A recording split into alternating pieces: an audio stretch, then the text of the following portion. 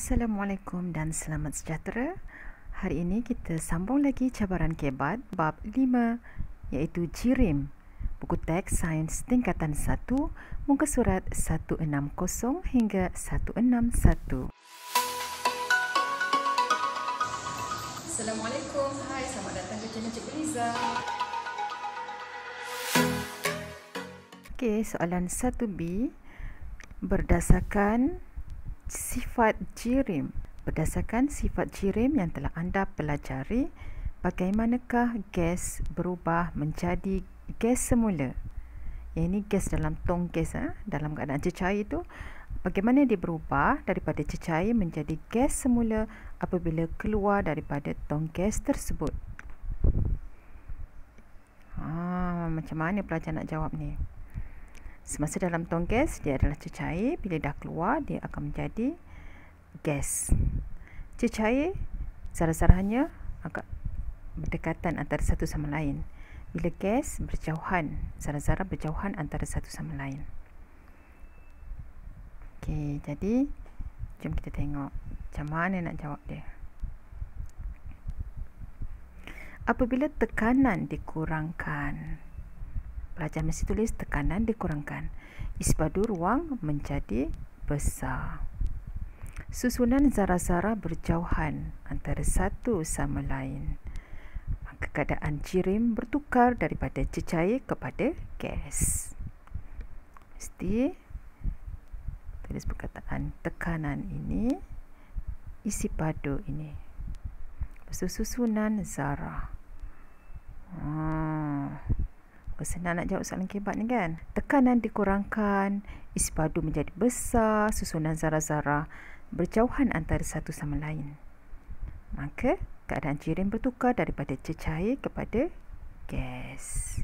Okey, kita sambung soalan 3B. Apakah yang akan berlaku pada cecair bersabun apabila Elisha meniup dengan sangat kuat? Berikan alasan anda. Cecair sabun bertukar menjadi gas.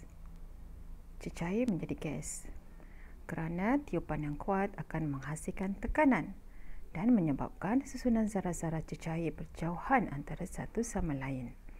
Akhirnya cecair sabun bertukar menjadi gas. Boleh ya? Okey, kita teruskan ke soalan keempat.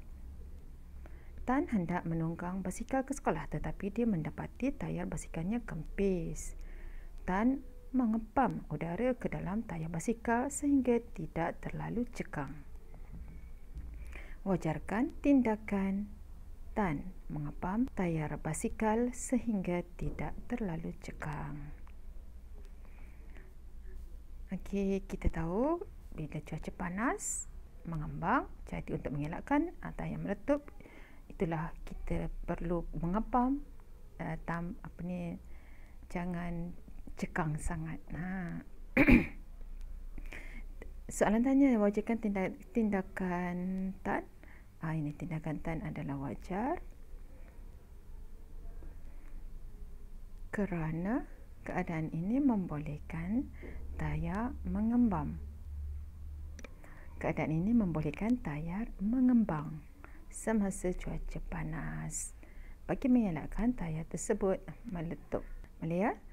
Kita tidak boleh mengepam tayar dengan terlalu cekang kerana mengelakkan letupan atau tayar menjadi pecah bila udara mengembang bila panas.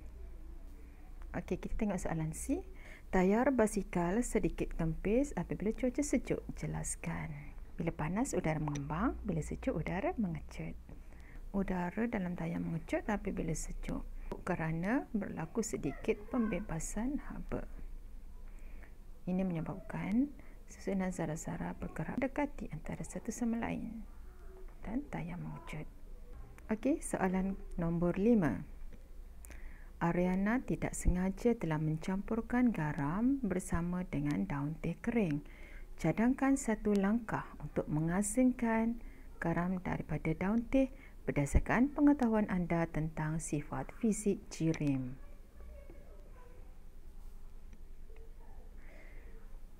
Pertama sekali, garam dan daun teh perlu dimasukkan ke dalam air. Okay, garam dan daun teh ni, daun teh mana hijau, garam warna merah.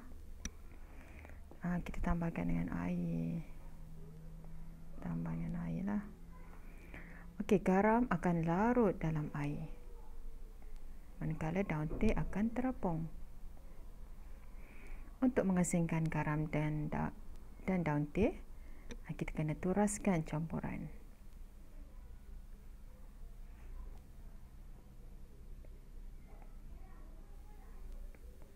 Ini corong turas, ini kertas turas, dan kita akan dapati daun teh akan berada di kertas turas, melekat pada kertas turas, dan di bahagian bawah ini adalah air garam. Kita sudah asingkan daun teh dengan larutan garam. Daun teh yang melekat pada kertas turas ini kita perlu keringkanlah. Kita nak daun teh yang kering, tak nak yang basah, kan? Okey, air garam terhasil daripada hasil turasan. Air garam ini perlu disecatkan untuk menghasilkan hablu garam.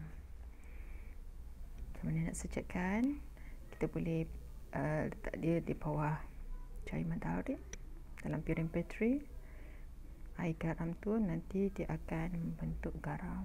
Kita juga boleh panaskan air garam itu. Air akan membentukkan menjadi wap dan akan meninggalkan hablu garam. Okey, soalan terakhir iaitu soalan ke-6. Seorang pelayar kehabisan air di tengah-tengah lautan. Dia tidak boleh meminum air laut secara terus kerana akan mengalami penyahidratan. Soalan A, bagaimanakah anda dapat membantu pelayar tersebut untuk memperoleh air tulen daripada air laut? Berdasarkan pengetahuan anda tentang kondensasi, cipta satu eksperimen yang boleh dijalankan dengan hanya menggunakan objek-objek seperti bekas, bungkusan plastik, batu dan juga gelas. Okey, pertama tuangkan air laut ke dalam bekas. Kedua, letakkan gelas di tengah bekas. Ketiga, tutup bekas itu dengan bungkusan plastik. 4. Letakkan sebiji batu di tengah bungkusan plastik di atas gelas. 5. Biarkan bekas tersebut dijemur di bawah matahari selama sejam.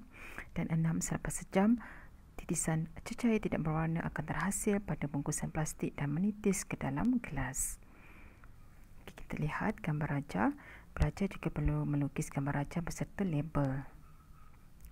Sekurang-kurangnya 3 label. Pertama, tuangkan air laut ke dalam bekas. Ini bekas. Kita akan tuangkan air laut ke dalam bekas. Kemudian letakkan gelas di tengah bekas. Kemudian tutup bekas itu dengan bungkusan plastik. Tutup bekas dengan bungkusan plastik. Seterusnya, letakkan sebiji batu di tengah bungkusan plastik di atas gelas.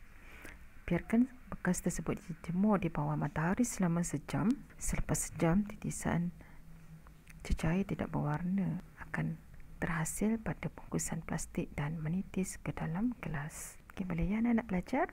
Jika berlaku kejadian seperti ini, para pelajar mesti boleh menjalankan eksperimen ini untuk menghasilkan air tulen. Okey, soalan B, bagaimanakah anda dapat membuktikan bahawa eksperimen anda berjaya? Cadangkan satu cara yang mudah. Okey, caranya kita boleh merasa cecair yang terhasil.